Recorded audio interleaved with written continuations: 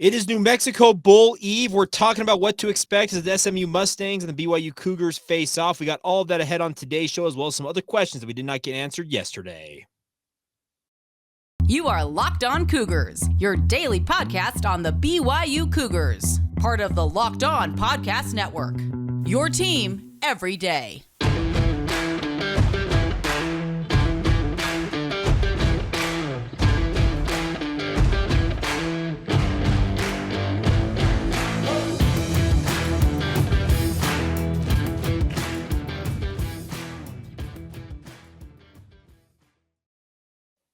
What is up, everybody? I'm Jake Hatch, your host here on Locked On Cougars. You're at BYU Insider. Thank you for making Locked On Cougars your first listen of the day.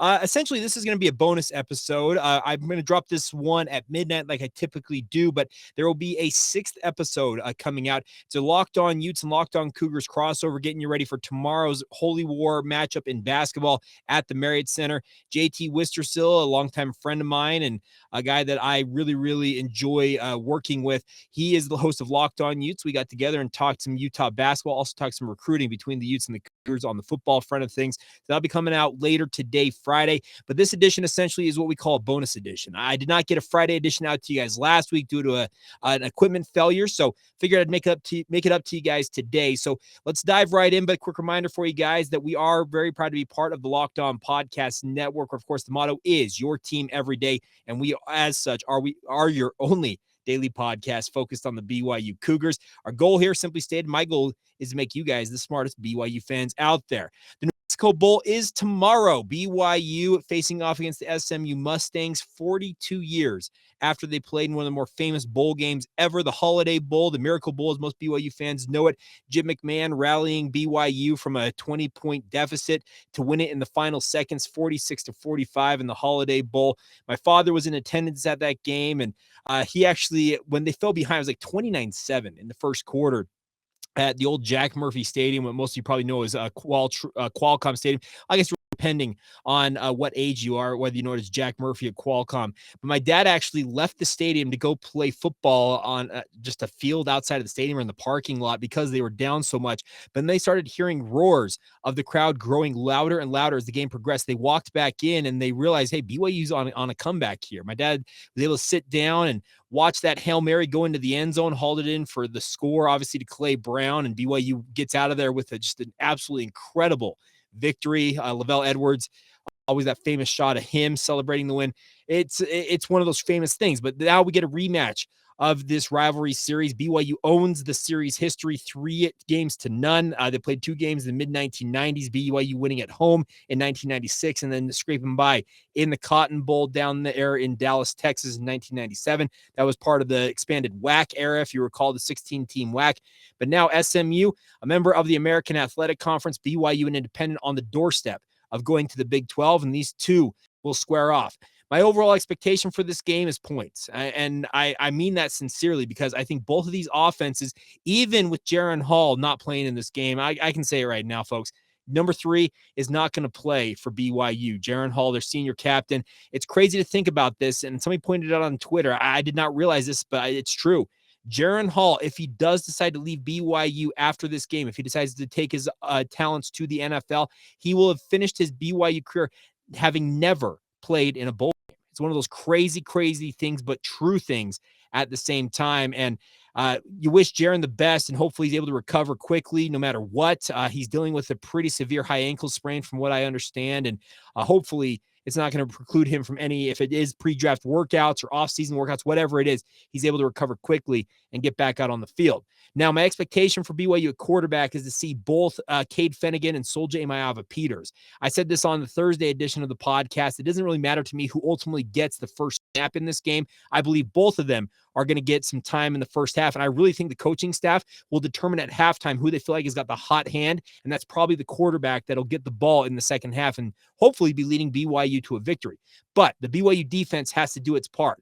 BYU's defensive line should be near full strength. The linebacking core is going to be pretty depleted overall. 3 of their 4 starters for most of this year are not playing in this game. Ben Bywater, the only regular along that linebacking core who will actually be suiting up based on what I understand. Secondary should be fairly strong as well, should have most of their guys out there, but BYU's defense has got to go up against a very, very potent SMU offense.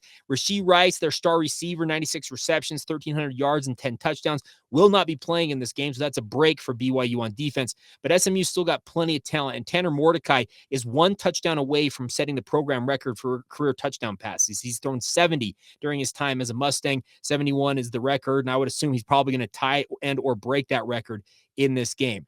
Now, BYU's best opportunity in this one, folks, is to run the football. SMU, I pulled this up. They are allowing an average of 203.2 rushing yards per game. BYU should be able to run the football on these guys, and having guys like a Chris Brooks, Hinckley Ropati, Miles Davis, there will be no Lupini Katoa. He is not able to play, according to Kalani Sitake, due to some injury concerns. But the other three guys, they should, in theory, have a field day on this SMU defense, and that should be BYU's best chance to grind out a victory in this. If you try and put this game on the arm of Soljay Maiava-Peters and or Cade Fennegan to win it, I don't think it's going to go the way the BYU fans want it to go. And Aaron Roderick said it best. 8-5 versus 7-6 are two very, very different things. 8-5, you're feeling pretty good about yourselves as a springboard into the offseason, on into the Big 12 era. 7-6 is the third time in 7 seasons that Kalani Sitake's team would have finished just one game above 500. 8-5 looks night and day better than 7-6, even though they're so close relatively in terms of the numbers and the record, but it's very, very different type feeling when it comes to this game. So BYU should go into this one, I would hope, with a game plan to dominate the time of possession by controlling the ground game. BYU's defense, by comparison to SMU's, allowing 203 rushing yards per game.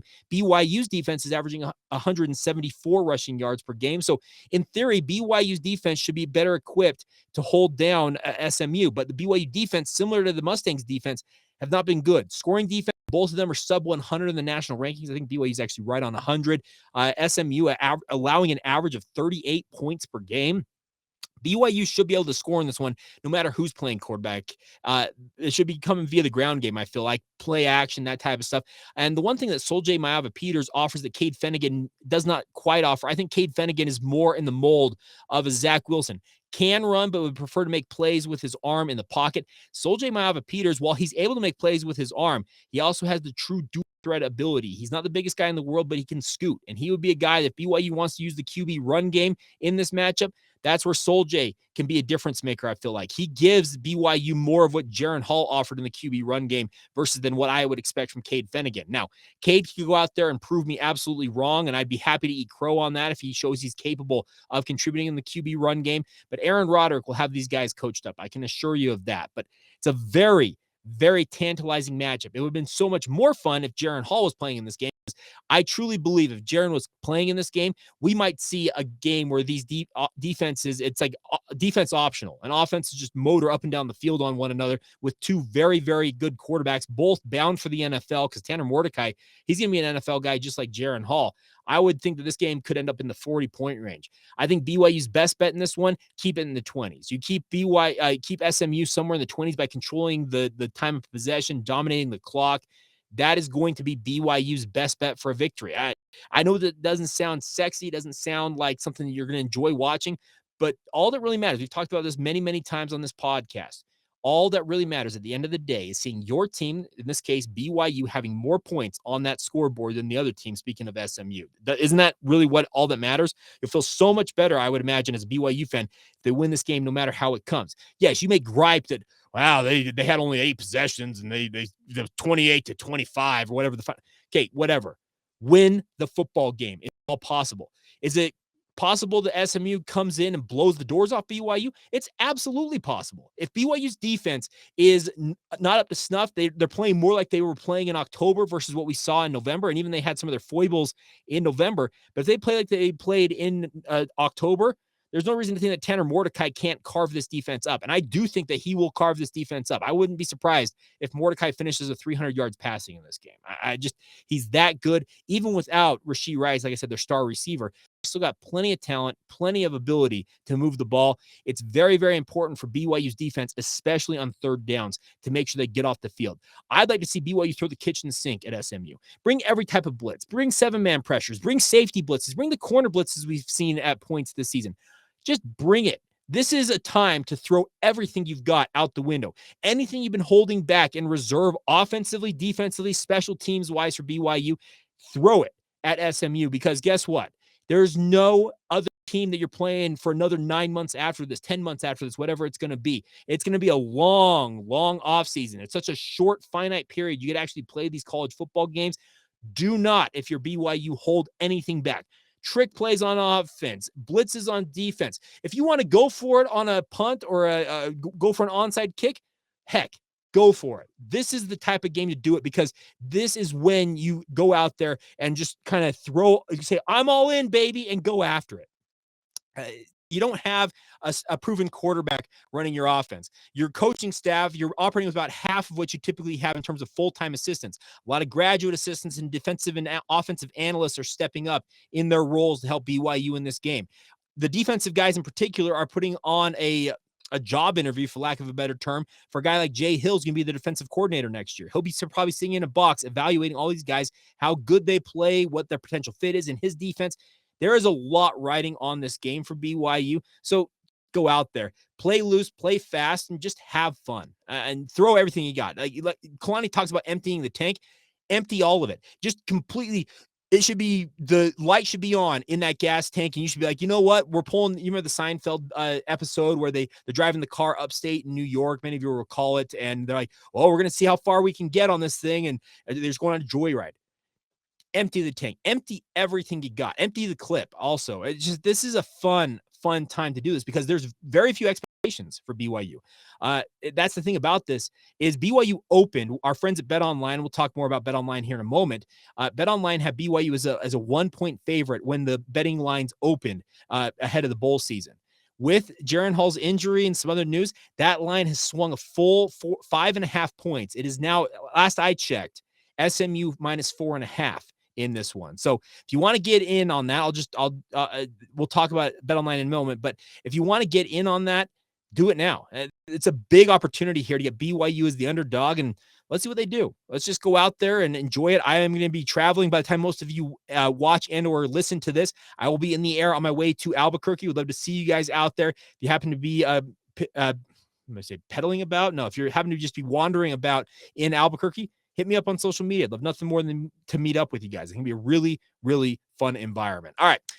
We're going to wrap up this, bonus edition with some final questions you guys have asked that I missed in yesterday's mailbag edition. Also, some notes on the BYU basketball game. They beat a Division II foe last night. Okay, great. Now get ready for Utah and BYU. We'll get to all of that in just a moment. As mentioned, BetOnline has been a really great partner of ours for a number of years. They are your number one source for all of your sports betting information, stats, news, and analysis. Like I said, SMU, the line is swung in the favor of the Mustangs in tomorrow's New Mexico Bowl. SMU currently a 4.5-point favorite, according to our friends over at BetOnline. But you can get the latest odds and trends for every professional and amateur league out there right now. From pro football to college bowl season to basketball and the World Cup, they've got it all at BetOnline. If you like sports podcasts, you can find those on BetOnline as well. They are the fastest and the easiest way to check in on all of your betting information. So head to the website today or use your mobile device to learn more now. That's BetOnline, where the game starts. Thank you once again for making Locked On Cougars your first listen of the day. You guys are absolutely phenomenal out there. I absolutely love doing this podcast, and it's the reason why I decided, you know what, I'm gonna do 6 episodes this week, and we're gonna probably even do a postcast edition for you guys after the game. I'll probably be at University Stadium down there in Albuquerque or at my hotel room, but we're going to do it. We're going to talk about the game, the season as a whole. Starting next week, we'll do what we call our retrospectives, what we call postmortems, essentially on each position group. We'll go through those position group by position group and look at how they performed. We'll do a big overview of the team. It's going to be a fun rest of the way in the month of December. And then starting in January 2nd, we're going to start it. Our countdown to the next football season, the Big 12 era for BYU, begins with a countdown looking back at every game in BYU's independent era, starting with Ole Miss in 2011 and all the way through this game. We'll do it probably, that'll be like, August, whatever it is, the Friday before BYU's opening game against Sam Houston State. It'll be a recap of this game, speaking of the New Mexico Bowl, but looking forward to it. We'll have you covered all offseason long, folks. We don't go anywhere. We do this year-round. This is not something I kick up in the season and then we shut it down. No, this is going. We knew this for 4 years. I've done 1,200. This is episode 1,216 of the Locked On Cougars podcast. Now, we've only been on YouTube for about 8 months, but 4 years on your traditional audio platforms, and a number of you have been riding with us since day one. So you guys are the hardiest of the hardy. All right, on to some other news and notes involved in BYU athletics. Dallin Holker, the guy who quit on BYU 3 games in the season, and I say quit because that's exactly what he did. An assistant team captain quitting on his teammates. A lot of rumors out there that he was on his way to the University of Utah. Well, apparently that is not the case because he announced that he is committed to the Colorado State Rams. Yes, BYU's old Mountain West foe. He is headed to the Front Range out to Fort Collins to play for CSU. And frankly, I was stunned because I had heard a lot about Dallin Holker potentially going to the University of Utah, but it appears that he is downgrading and going to Colorado State. Now, Jeff Hansen, our good friend over at College Cougar Sports Insider, as well as Give Him Hell Brigham, the podcast, says, why would Dallin Holker go to Colorado State? This is on Twitter. The team hasn't been any good, but I think the answer is pretty clear. Trey McBride, many of you might recall that name. He was the first tight end taken in the NFL draft last year, proved that you can be drafted very high as a tight end out of CSU. And Cole Turner, also drafted, proved that tight ends can thrive in Matt Mummy's offense. That is Hal Mummy, the Air Raid Innovator's son. Trey McBride, if I'm not mistaken, let me see here. Yeah, 12 games, 90 receptions, 1,121 yards. Like, Colorado State is not necessarily a good team, but what it is they get their tight end involved in the offense, and that's what Dallin Holker's looking for. Dallin Holker wanted to be the quote-unquote guy leading a team, and that was not going to happen with Isaac Rex in his way of BYU. Now, I like Dallin Holker a lot as a player. The way he handled his business at BYU, I'm not necessarily, I'm not the biggest fan of that because he left the program and made a huff about it and really burned some of his teammates in the process. But BYU, they'll just move on here. I think Ethan Erickson's going to step up and be an even bigger part of BYU's offense. In theory, a guy like Isaac Rex going into next year, having another offseason to rehab that ankle. He has never been at 100% this season. Him getting back to full strength next year, man, you're talking about a guy who is an NFL caliber tight end. And if he's back to full strength, imagine what he's capable of doing. He contributed. He's second on the team in touchdown receptions this year, folks. I know that sounds baffling to you because BYU never throws it to their tight ends. Well, they do. It's in spots. So looking forward to seeing what Isaac Rex does. But congratulations to Dallin Holker. Him downgrading to the Mountain West Conference may be seen as a loss of prestige, but as I said, he wanted to be the guy for a team, and Colorado State is in just a full rebuild mode. Jay Norvell trying to get things back on track out there in Fort Collins, the former Nevada coach who had great success with the Wolfpack, trying to get the Rams going again. The crazy thing about this is Dallin Holker will be joined by a fellow Lehigh High School alum and Jackson Brousseau. Brousseau is a guy that I want a BYU to recruit at quarterback. I think he's maybe the best quarterback in the state this year. I am an armchair analyst, but I thought Brousseau was absolutely phenomenal. He has been committed for a long time to Colorado State and has shown no signs of backing off that commitment. So could it be Brousseau to Holker leading the Rams in the Mountain West next year? Sure looks that way, and we'll find out. But congratulations once again to Dallin Holker on landing in his new university. Now, yesterday we also got some news involved Hans Olsen, a guy that I work with on a daily basis at the KSL Sports Zone. He made this tweet: "I'm seeking retro NIL payment from my college days if anyone's interested. DM me, Hans Olsen, number 72, BYU defensive tackle, 1996 to 2000. Well, BYU passing game quarter and wide receivers coach Fesi Sitake responded with this retort to Hans Olsen that just opened a huge can of worms. Says, "Be careful, Hans, ... Like many out there, you're going to chase a deal that won't be there in the end," with the eyes covered emoji.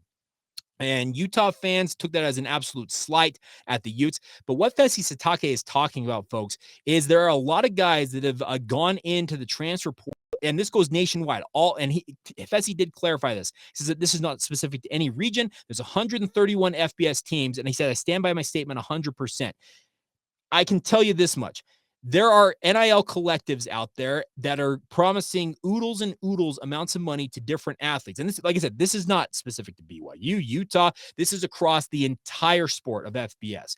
Collectives are inducing guys to go to the university with absolute just eye-popping numbers of money that they're offering guys. We're talking hundreds of thousands, if not millions of dollars. The problem is, in multiple circumstances, these young men are arriving on campus, and the fine print or whatever whatever it is, the money that they have been promised is not adding up in terms of what they actually are seeing in their bank accounts. In some cases, essentially no money is showing up. And that is causing all kinds of consternation because this was meant to allow student athletes to collect some money for signing autographs, have some of their merchandise sold, that type of stuff. What it has become is a recruiting inducement. Exactly what the NCAA has been against for years. And they were like, well, this is not going to be used like that. Folks, anybody who believes the NCAA on anything right now has got their head so far stuck in the sand. It's just absolutely insane. They just hired the Massachusetts governor to be their new president of the NCAA. And boy, howdy, does he have a lot to work on his side of things, especially NIL. It's got to be reined in. This is supposed to be something that is allowing student athletes to make money while they're at it. I think BYU, to their credit, has handled their business fairly well. I would like to see a more comprehensive NIL collective step up for BYU athletes, especially when it comes to BYU football and men's basketball. But I think that'll come in time. But you got to do it the right way. You got to have the money there. And if you're going to promise a young man or a young woman a certain amount of money, you better live up to it because it's sleazy. And that's the thing about this is it's just a dirty business. All of the stuff that you'd heard rumors about for years, bagmen, guys getting money under the table. Now it's all above board. The NCAA has taken all the shackles off all of it. But they were like, oh, it's gonna be fine. It's gonna work just fine. We're not gonna put any parameters on it. And then all of a sudden it's like, hold up, we need to look into this. What is BYU's team-wide NIL do? What's this nonsense? The NCAA is so full of crap. And Fessy Satake, he's right. NIL collectives, they're promising, they're writing checks that they cannot cash. I think I've got the analogy right there, or the idiom. It's not good right now. And there are athletes who are leaving programs in a huff because they were promised one thing and they're not getting what they were looking for. So be it. But I don't know. It needs to be cleaned up. I'm not 100% certain how you're going to go about it to make it where it's the rich don't continue to get richer. That's the thing about this is any athlete out there that wants to play at the highest level, guess what? Ohio State, Michigan, Alabama, Georgia, the big dogs, Clemson, the big dogs are going to remain the big dogs. They've got the money, they've got the prestige, they've got the power, and they will continue to have that. But the problem is you want to make sure that these athletes are getting a square deal. I'm not 100% certain you're able to rein it in enough to give them that opportunity, but only time will tell. It was crazy to see how things erupted from that tweet from Fessy Satake, but I got mad respect for him leaving that tweet up. He very easily could have responded to Hands, saw the backlash and deleted it, but to Fessy's credit, he has left it up as of recording of this podcast, and big credit to him for speaking out on that because it's a growing issue across the sport. It's not specific to any university. I'm dead serious. This is a national issue. I actually had a conversation with a friend who is covering a team out in Virginia, and they said this is an issue out there. So it's not specific to any given team. All right, two final notes for you guys is BYU. If you had BYU's first transfer portal commit coming via the special teams route, well, you can go and collect your winnings at the window. Will Farron has announced he is transferring to BYU, a former Boise State kicker, a guy who actually prepped at Davis High School, is from Kaysville up there in northern Utah. Spent 2 years with the Boise State Broncos, actually had committed to Utah State out of high school, switched that commitment after coming home to his mission, went to Boise State and was their kickoff specialist this past year. He'll be coming to BYU. Obviously, Kelly Papinga was co-special teams coordinator at Boise State, so he's familiar with Farron and believes that he can come in and compete for that starting kicking job for BYU because Jake Oldroyd has made it clear tomorrow's game against New Mexico will be his final in a Cougar uniform. He is moving on with his life. So that'll leave a guy like Farron here coming into the program to compete for that kicking job. Justin Smith ostensibly will still be with the program, and also Cash Peterman, who has made his impact on social media as well. Been seeing scant action this year for BYU. Those in theory will be the three guys competing for BYU's kicking job in spring ball, but it wouldn't surprise me to maybe see another body or two get in on the mix. And also Ian Sanchez, a standout kicker from Lone Peak High School, announced his commitment to the BYU football program earlier this week as well. Now, Sanchez, you would figure would factor into that, but he is actually mission bound. He's going to be going on a mission for the Church of Jesus Christ of Latter-day Saints. He'll be returning in 2025 to compete for the kicking position, but I can tell you this much. Sanchez is a guy I've called a number of games for his Lone Peak squad, and his leg and accuracy to me are special. He is unlike a lot of prep kickers out there. I'm looking forward to seeing him in a BYU uniform a few years down the road here. But congratulations to Will Farron as well as Ian Sanchez. And like I said, if you had BYU's first transfer portal commit being a kicker, hey, you cashed in big time. You probably got pretty good odds on that one. All right. One final note here, and it comes in via DM I got, and that is coming in via Daniel Rigby. And he asked this question. Jake, what is the deal with the Big 12 schedule? It seems like he keeps getting pushed back. Any idea what is causing the delays? And that's a great question, Daniel, because according to Mac Rhodes, the Baylor AD, he had said that December 15th or thereabouts is where he expected the schedule to drop. The UCF play-by-play voice said yesterday on the 15th that the schedule is probably not coming out till New Year's now. The Big 12 keeps pushing it back, but there's also a report earlier this week from Brett McMurphy that the Big 12 is considering, and the SEC, et cetera, the Texas and Oklahoma are considering leaving the Big 12 early and getting a jump on moving to the SEC. Could that be part of this? They're trying to line up the schedule to allow them to leave in 2024, where it's just a one-year deal with 14 teams. Maybe so, but for goodness sakes, can we just schedule already? Brett Yormark, can just give it to us. I know that I think the Big 12, honestly, you know what my conspiracy theory is? Maybe it's not necessarily a conspiracy theory. You know why they're holding it? They want to make a splash when they drop it. That's the thing about this. They're trying to find a lull in the sports calendar. So when they drop it, all attention goes to the Big 12 schedule. And Brett Yormark, it's a pretty savvy move, but at the same time, it's just annoying to continue to hear, oh, it's going to come out mid-season. Oh, it's actually going to come out in November. Oh, no, it's coming out mid-December. Oh, no, it's coming out after New Year's. Just give it to us. Give us the schedule, Big 12. We want to see it. BYU fans, I know all of you out there cannot wait to see where BYU is playing in their first foray into Power 5 football, where they're traveling for the first road trips of the Big 12 era, who's coming to Provo, hopefully Texas and or Oklahoma at some point during their 1 or 2 years in the conference would be coming to Provo. I'd like to see both of them playing at LaVell Edwards Stadium before they depart the conference. Just give us the schedule. That's my plea. Just get it done. Issue it, get the press release out, and let us delve into it. But hey, at the same time, that content, it'd be good to have maybe 2 weeks from now when New Year's is coming up. We don't necessarily have as much to talk about for BYU, but hey, we'll sit patiently and wait and probably get it, like mid-March at this point. I'm only slightly facetious about that. All right, that's going to do it. Big thank you for joining us on this bonus edition of Locked On Cougars. As mentioned, later today, Friday, there will be the official Friday edition of the podcast. It's a crossover edition with Locked On Utes and Locked On Cougars. JT Wister still joined me. Actually, I guess I joined him in a way to talk all about BYU and Utah and hoops, also in recruiting. So stay tuned for that. You can get that on YouTube. Also, wherever you get your podcast, you'll find that dropping around midday. But thank you once again for making us here on Locked On Cougars, your first listen of the day. Now go make your second listen, our friends over the Locked On Big 12 podcast. I know Josh Neighbors is ready for the schedule to drop, so get all the content you can handle from him on the Big 12 front. That's free and available on YouTube as well as wherever you get your podcast as well. And for myself, have a great rest of your day. See y'all in Albuquerque. This has been the Locked On Cougars podcast. See ya.